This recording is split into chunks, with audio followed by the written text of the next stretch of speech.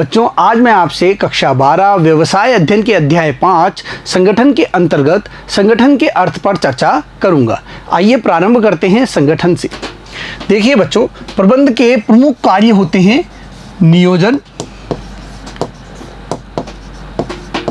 संगठन, नियुक्तिकरण,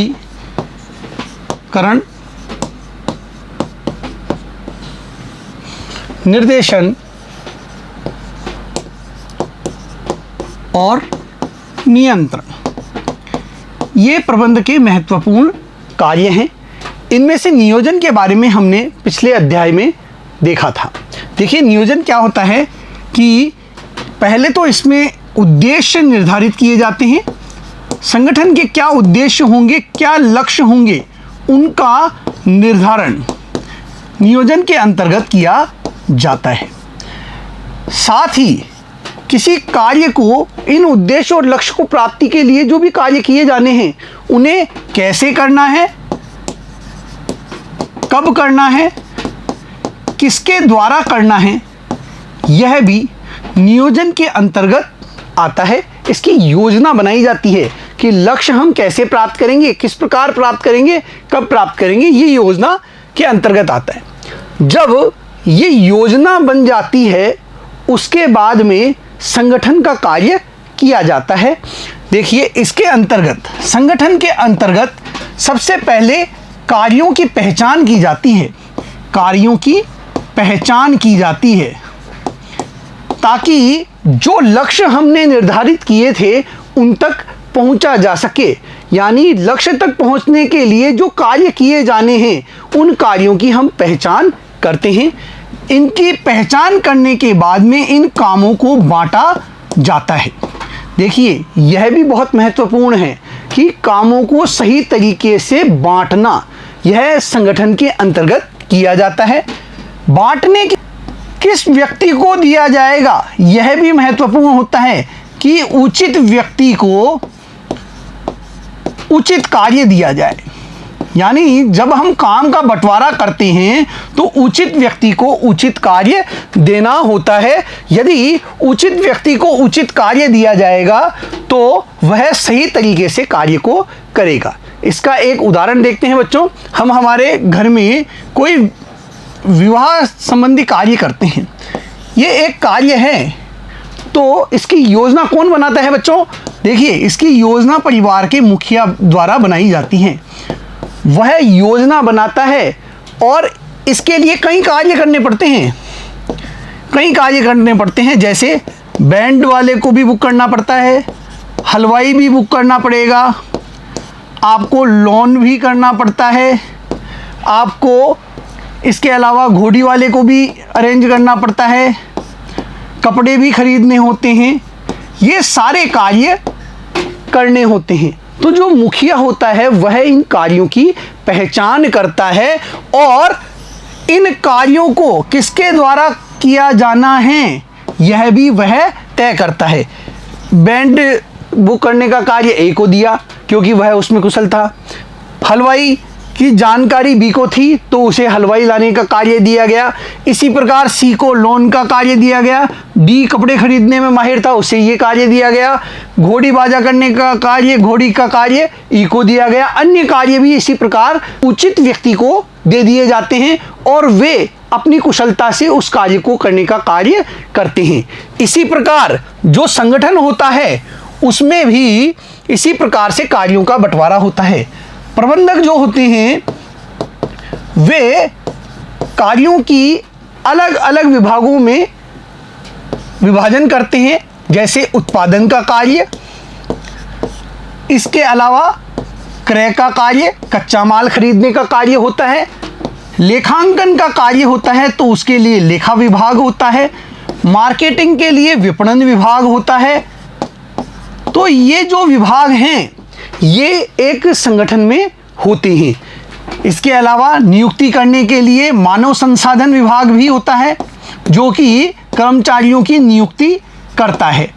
देखिए, ये एक संगठन के अंदर अलग अलग विभाग होते हैं, इनसे संबंधित कार्यों का बंटवारा किया जाता है। पहले काम की पहचान होगी कि काम किससे संबंधित है, उत्पादन से संबंधित है, विपणन से संबंधित है, लेखांकन से संबंधित है या फिर क्रय से संबंधित है। और जब कार्य की पहचान कर ली जाती है तो उससे संबंधित विभाग को कार्य सौंप दिए जाते हैं।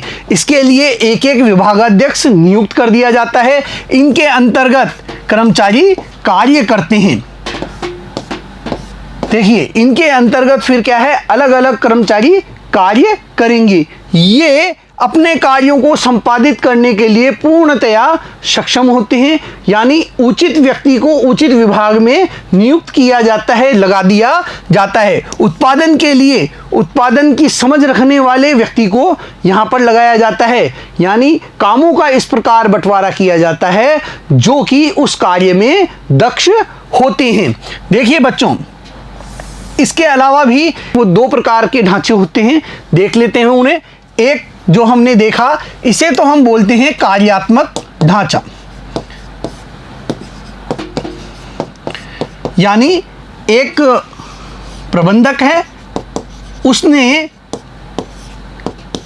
अपने विभागों के हिसाब से विभाग बनाए हुए हैं, कार्यों के हिसाब से, ये क्रय, ये विपणन, ये एचआर डिपार्टमेंट, इस तरीके से उन्होंने क्या है अपने विभाग बनाए हुए होते हैं और उनके अंतर्गत कर्मचारी कार्य करते हैं। एक इसी के अंदर प्रभागीय ढांचा भी होता है संगठन का।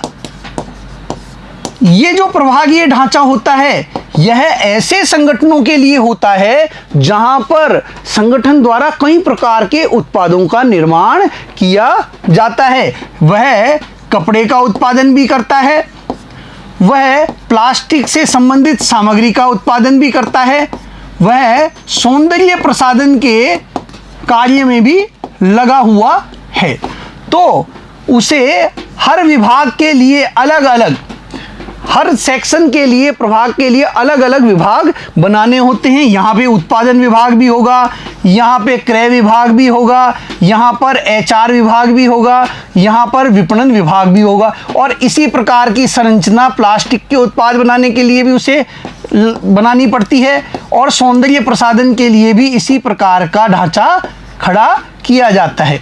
तो ये दो प्रकार के संगठन होते हैं, कार्यात्मक और प्रभागीय ढांचा। देखिए बच्चों, इसी के अंतर्गत एक आता है औपचारिक संगठन।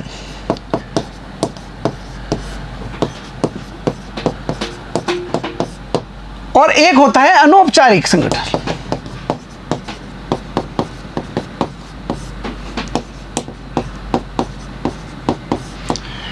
अब यहां पर औपचारिक और अनौपचारिक क्या होता है? देखिए, औपचारिक संगठन तो जो प्रबंधक द्वारा अपने अलग अलग विभाग बनाए हुए हैं और उन विभागों में जो कर्मचारी नियुक्त हैं, जहां पर एक पद सोपान की श्रृंखला चलती है, यह होता है औपचारिक संगठन।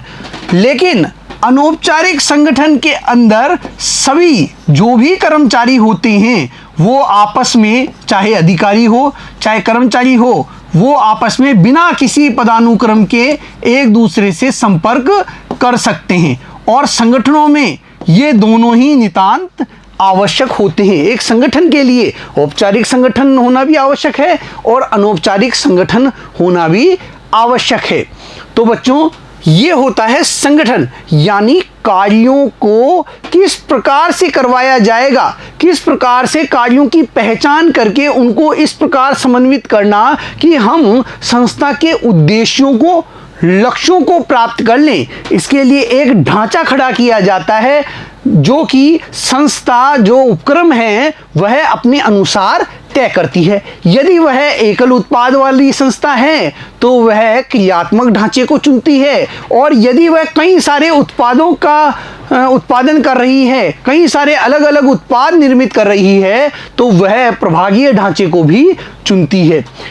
इसी प्रकार यहाँ पर अनौपचारिक संगठन और औपचारिक संगठन भी होता है जो कि पदानुक्रम सोपानिक के आधार पर होता है।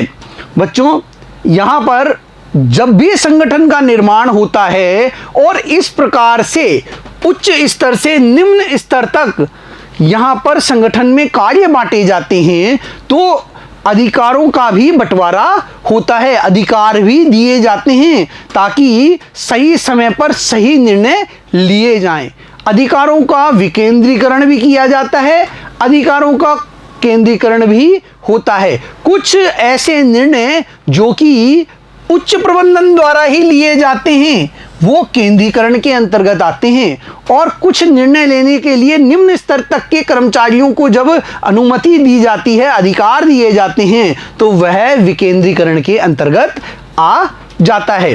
तो ये होता है बच्चों संगठन। एक संगठन के अंतर्गत ये सारी चीजें समाहित होती है। आज हम संगठन के अर्थ से प्रारंभ कर रहे हैं। आइए, संगठन का अर्थ।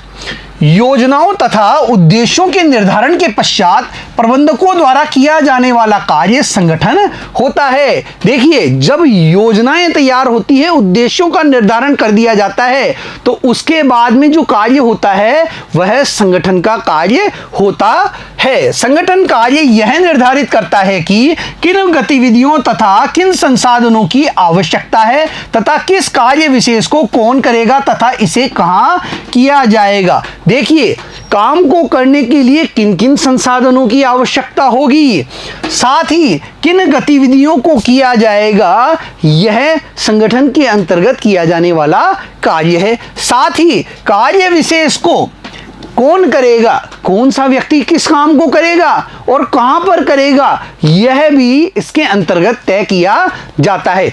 अलग अलग विभाग बनाए जाते हैं।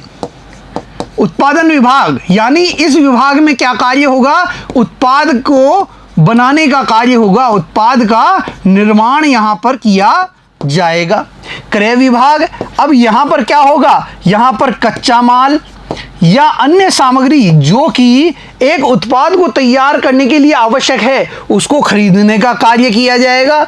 विपणन विभाग, यह क्या करेगा, निर्मित माल को उपभोक्ता तक पहुंचाने के कार्य में लगा रहेगा।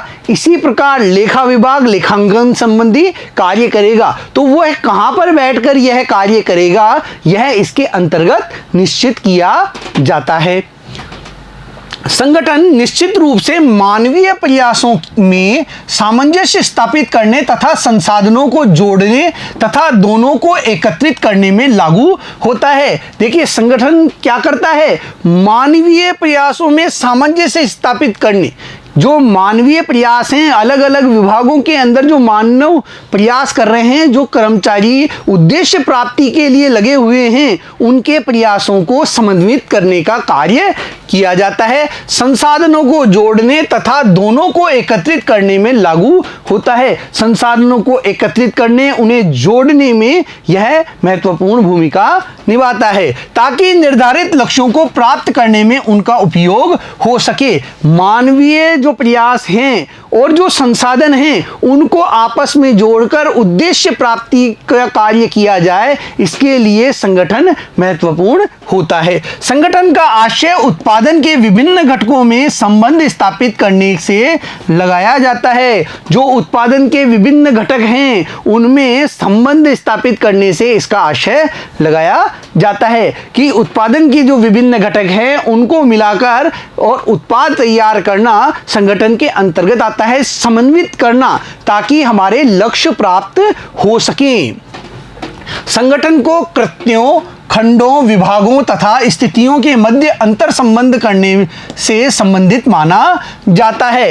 यह अलग अलग विभागों, अलग अलग खंडों, अलग अलग कार्यों, अलग अलग स्थितियों के मध्य अंतर संबंध स्थापित करने का कार्य करता है, उनको समन्वित करने का कार्य करता है, ताकि संगठन के लक्ष्यों को प्राप्त किया जा सके। उद्देश्य जो कि हमने तय किए थे, उन उद्देश्यों तक पहुंचा जा सके। संगठन को बतौर एक प्रक्रिया जो योजनाओं को, कार्य के स्पष्टीकरण, कार्यशैली संबंध तथा संसाधनों को प्रभावपूर्ण ढंग से काम पर लगाकर लागू करता है तथा चिन्हित एवं इच्छित लक्ष्यों को प्राप्त करता है के रूप में परिभाषित किया जा सकता है। देखिए, यह एक ऐसी प्रक्रिया है जो योजनाओं को लागू करता है। किस प्रकार, कार्य के स्पष्टीकरण के हिसाब से, कार्यशैली संबंध व संसाधनों को प्रभावपूर्ण ढंग से काम में लगाकर, किस प्रकार संसाधनों का सही उपयोग किया जाएगा, किस प्रकार उचित व्यक्ति को उचित काम दिया जाएगा, किस प्रकार की कार्यशैली होगी, कौन सा विभाग किस प्रकार से कार्य करेगा ताकि योजनाएं समय पर पूरी हो सके, यह संगठन के अंतर्गत आता है। साथ ही जो लक्ष्य निर्धारित किए गए हैं, जो चिन्हित किए गए हैं या इच्छित लक्ष्य हैं, उनको किस प्रकार प्राप्त किया जाएगा, इसके लिए संगठन में कार्य होता है।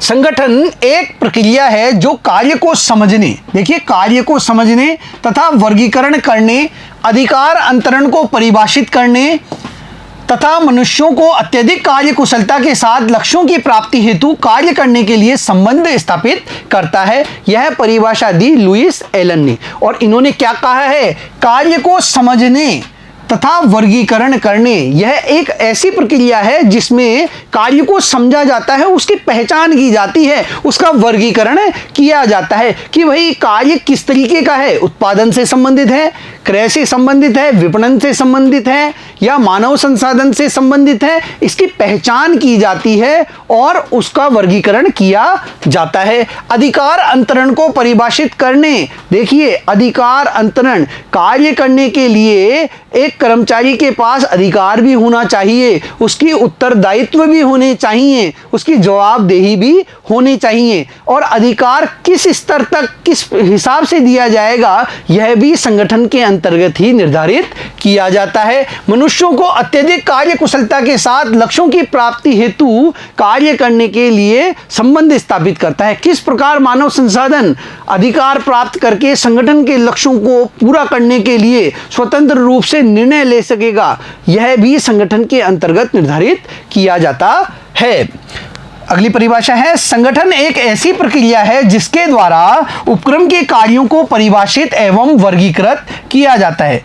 देखिए इस परिभाषा में क्या कहा गया है, संगठन एक ऐसी प्रक्रिया है जिसमें उपक्रम के कार्यों को परिभाषित किया जाता है, उनको वर्गीकृत किया जाता है, कार्य की पहचान की जाती है, फिर उसका वर्गीकरण कर दिया जाता है और उन्हें विभिन्न व्यक्तियों को सौंपकर उनके अधिकार संबंधों को निश्चित किया जाता है, और जो ये कार्य हैं उन्हें विभिन्न व्यक्तियों को सौंप दिया जाता है जो कि उस कार्य को करने में क्या होते हैं, कुशल होते हैं, उस कार्य को करने में सक्षम होते हैं। ऐसे व्यक्तियों को ये कार्य दे दिए जाते हैं और उन्हें उनके अधिकार संबंधों को निश्चित किया जाता है, उनके पास क्या अधिकार हैं इनको भी निश्चित किया जाता है। यह परिभाषा दी थी थियो हेमन ने।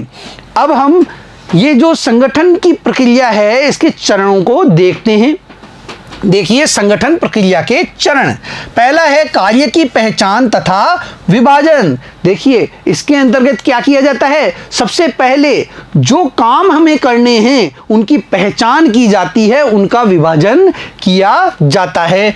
विभागीकरण, और जो कामों की हमने जब पहचान की है उसका विभाजन किया है तो उसे एक विभाग के अंतर्गत रखा जाता है। उत्पादन से संबंधित जितने भी कार्य होंगे वो उत्पादन विभाग के अंतर्गत आएंगे। क्रय से संबंधित जितने भी कार्य होंगे वह क्रय विभाग के अंतर्गत आएंगे। मानव संसाधन से संबंधित जो भी कार्य हैं वो मानव संसाधन विभाग के अंतर्गत शामिल किए जाते हैं। इस प्रकार विपणन से संबंधित विपणन विभाग हो गया, लेखांकन से संबंधित लेखा विभाग हो गया, और अन्य कई विभाग एक संगठन में होते हैं तो इन विभागों में विभक्त कर दिया जाता है। इनका एक विभागाध्यक्ष होता है। कर्तव्यों का निर्धारण, जब विभागों में बांट दिया जाता है कार्य को तो फिर उनके कर्तव्यों का भी निर्धारण किया जाता है कि इस विभाग में कार्य करने वाले कर्मचारियों के क्या कर्तव्य होंगे, किस प्रकार से वो कार्य करेंगे, इनका भी निर्धारण किया जाता है। संबंध स्थापन, देखिए जो अलग अलग व्यक्ति कार्य करते हैं उनके बीच में संबंध स्थापन करने का कार्य भी संगठन के अंतर्गत किया जाता है, क्योंकि सामूहिक लक्ष्यों को प्राप्त करने के लिए सभी कार्य करते हैं। आइए अब इन चरणों को हम थोड़े विस्तार से देख लेते हैं बच्चों। संगठन प्रक्रिया के चरण, कार्य की पहचान एवं विभाजन।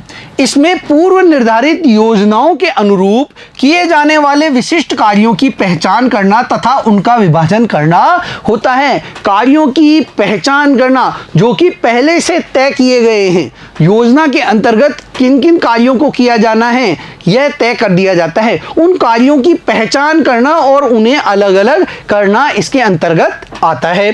कार्य का विभाजन इस प्रकार किया जाता है कि कार्य करने में पुनरावृत्ति न हो तथा काम का बोझ सभी कर्मचारियों में विभाजित हो जाए। देखिए, इस प्रकार विभाजन किया जाता है कि काम की पुनरावृत्ति न हो, एक ही काम को दोहराया न जावे, एक ही काम बार बार न हो, तो ऐसा इसके अंतर्गत विभाजन किया जाता है। साथ ही उसका जो बोझ है, काम का जो बोझ है, वह भी एक कर्मचारी पर न पड़े, वह भी कर्मचारियों में क्या हो जाए, डिवाइड हो जाए। इस प्रकार कार्य का विभाजन किया जाता है। साथ ही सभी गतिविधियां संगठन के लक्ष्यों को प्राप्त करने हेतु हो।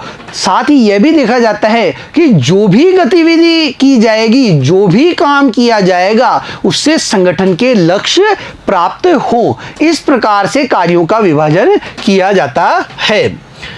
दूसरा है विभागीकरण। देखिए, जब कार्यों का विभाजन कर लिया जाता है तो एक समान प्रकृति के कार्यों को एक विभाग के अंतर्गत रख लिया जाता है। उत्पादन से संबंधित जितने भी काम हैं, मशीन को ऑपरेट करना, मशीन से प्रोडक्शन करना, ये सारे एक ही विभाग के अंतर्गत आ जाते हैं। कच्चा माल क्रय करना, साथ ही अन्य चीजें क्रय करना, वो क्रय विभाग के अंतर्गत डाल दिया जाता है। मतलब एक प्रकार की जितने भी कार्य होंगे वो एक ही विभाग के अंदर रखे जाते हैं। उनका एक विभागाध्यक्ष होता है जो कि उनकी निगरानी करता है। इसमें एक समान प्रकृति की क्रियाओं को एक विभाग को सौंप दिया जाता है। इस समूहबद्ध करने की क्रिया को विभागीकरण कहते हैं। एक समूह बना देना, यही क्या कहलाता है, विभागीकरण कहलाता है। विभागों की रचना कुछ लक्षणों को आधार मानकर की जा सकती है। विभाग अलग अलग उत्पादों, ग्राहकों एवं क्षेत्रों पर भी बनाए जा सकते हैं। देखिए, अलग अलग उत्पादों के लिए अलग अलग विभाग बनाए जा सकते हैं। खाद्य सामग्री के लिए अलग विभाग बनाया जा सकता है, सौंदर्य प्रसाधन सामग्री के लिए अलग विभाग बनाया जा सकता है। इसी प्रकार पेय पदार्थों के लिए अलग विभाग बनाया जा सकता है। ग्राहकों के लिए भी अलग अलग विभाग बनाए जा सकते हैं। बच्चों से संबंधित जो है अलग, बड़ों से संबंधित, महिलाओं से संबंधित अलग, पुरुषों से संबंधित अलग विभाग बनाए जा सकते हैं। क्षेत्रों के आधार पर उत्तरी क्षेत्र का अलग विभाग, दक्षिणी क्षेत्र का अलग विभाग, इस प्रकार इन विभागों का हम बंटवारा करते हैं। उदाहरण उत्पादन विभाग, क्रय विभाग, क्षेत्र विभाग आदि। क्षेत्र के अनुसार विभागों का बंटवारा, उत्तरी क्षेत्र का विभाग, दक्षिणी क्षेत्र का विभाग, मध्य क्षेत्र का विभाग, इस प्रकार से इनका विभाजन किया जाता है, विभाग बना दिए जाते हैं। तीसरा है कर्तव्यों का निर्धारण। विभिन्न कर्मचारियों का कार्य निर्धारण अति आवश्यक है। किन कर्मचारियों से क्या कार्य करवाना है यह महत्वपूर्ण होता है। एक बार विभागों के बन जाने के बाद प्रत्येक विभाग को, जिसे विभागीय अध्यक्ष कहते हैं, के अधीन किया जाता है। विभाग को एक विभागाध्यक्ष के अंतर्गत रख दिया जाता है। वह उस विभाग की समस्त गतिविधियों पर निगरानी रखता है। इसके उपरांत विभिन्न कार्यों को निपुणता एवं सक्षमता के आधार पर आवंटित किया जाता है। अब जो भी कार्य करने हैं वे कर्मचारियों को उनकी निपुणता, उनकी सक्षमता के आधार पर करवाए जाते हैं, बांट दिए जाते हैं। देखिए, अगर सही व्यक्ति को सही काम दिया जाता है तो उसका संगठन को, संस्थान को लाभ प्राप्त होता है।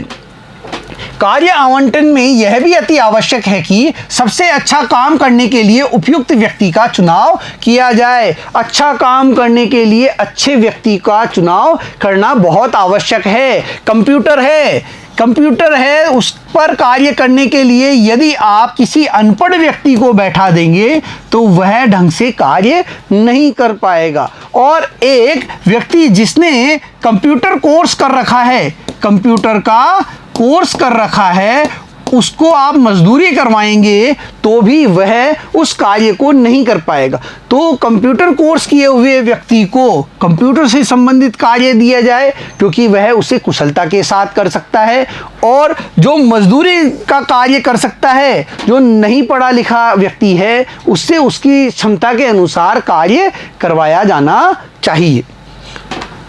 चौथा, वृत्तांत रिपोर्टिंग संबंध स्थापन। देखिए, जब दो या दो से अधिक व्यक्ति एक समान उद्देश्य को प्राप्त करने के लिए कार्य करते हैं तो उनके मध्य संबंधों की स्पष्ट व्याख्या की जानी जरूरी है। जब संगठन में कई व्यक्ति कार्य करते हैं और सबका एक ही लक्ष्य होता है, एक ही उद्देश्य होता है कि किस प्रकार संगठन के लक्ष्यों को हम प्राप्त करें, उनको प्राप्त करने के लिए ही वो सभी प्रयासरत रहते हैं, तो उनके बीच में संबंध स्थापित करना भी महत्वपूर्ण हो जाता है। प्रत्येक व्यक्ति को यह पता होना चाहिए कि कौन उसका अधिकारी है और कौन अधीनस्थ है। एक व्यक्ति को यह पता होना चाहिए कि मेरा अधिकारी ये व्यक्ति है। अब इस व्यक्ति को मान लीजिए अपने अधिकारी का पता नहीं है, तो वह किस व्यक्ति को सूचना देगा, किसके प्रति जवाबदेह होगा, इसकी उसे जानकारी होनी चाहिए कि अमुक व्यक्ति मेरा अधिकारी है और मैं इस व्यक्ति का क्या हूं, अधीनस्थ हूं। तो यह जानकारी एक कर्मचारी को होनी चाहिए। उसको किससे आदेश लेना है और किसके प्रति वह जवाबदेह है, इसकी भी उसे जानकारी होनी चाहिए। किससे आदेश लेना है और किसके प्रति जवाबदेही है, इसकी भी कर्मचारियों को जानकारी होनी चाहिए। एक संगठन के प्रत्येक व्यक्ति को इसकी जानकारी होनी चाहिए। इस प्रकार का स्पष्ट संबंध स्थापन कर्मचारियों का सोपानिक ढांचा तैयार करने में सहायता करता है। देखिए, हमने पहले पढ़ा था कि सोपानिक ढांचे के बारे में, यानी एक प्रबंधक होता है, उसके नीचे एक अधिकारी होता है, उसके नीचे कर्मचारी होता है। इस प्रकार से ये जो सोपानिक ढांचा है ये चलता रहता है। ये इसमें किससे आदेश लेना है, किसके प्रति जवाबदेही है, यह निर्धारित होती है। यहाँ पर इनसे आदेश लेना है तो ये एक क्रम निर्धारित होता है, ये होता है पद सोपान, जिसके बारे में हमने हेनरी फेयोल के सिद्धांतों में अध्ययन किया था। तथा विभिन्न विभागों में समन्वय स्थापित करने में भी सहायता देता है। देखिए, ये जो स्पष्ट संबंध स्थापन होता है, इसके माध्यम से एक संगठन में एक कर्मचारी अपने अधिकारी को जानता है, अधिकारी अपने अधीनस्थ को जानता है, एक दूसरे के बारे में उन्हें जानकारी होती है। साथ ही अन्य विभागों से समन्वय स्थापित करने में भी इसमें सहायता मिलती है कि भाई मैं इस संगठन का, इस विभाग का विभागाध्यक्ष हूं और यह अमुक व्यक्ति इस दूसरे विभाग का क्या है, विभागाध्यक्ष है। तो एक विभाग दूसरे विभाग के विभागाध्यक्ष के बारे में जानकारी रखता है, उसमें कार्य करने वाले लोगों के बारे में जानकारी रखता है। लेकिन ये कब होगा, जब उनमें संबंध स्थापित किया जाएगा कि आप इस शाखा के हैं, आप इस विभाग के हैं, आप इस विभाग के हैं। इनमें आपस में संबंध स्थापन करना संगठन के अंतर्गत किया जाने वाला महत्वपूर्ण कार्य है। बच्चों, आज के इस वीडियो में हमने संगठन के बारे में जाना, संगठन के अर्थ को देखा, साथ ही हमने संगठन की प्रक्रिया के विभिन्न चरणों को भी यहां पर जाना। अगले वीडियो में हम फिर मिलेंगे। धन्यवाद।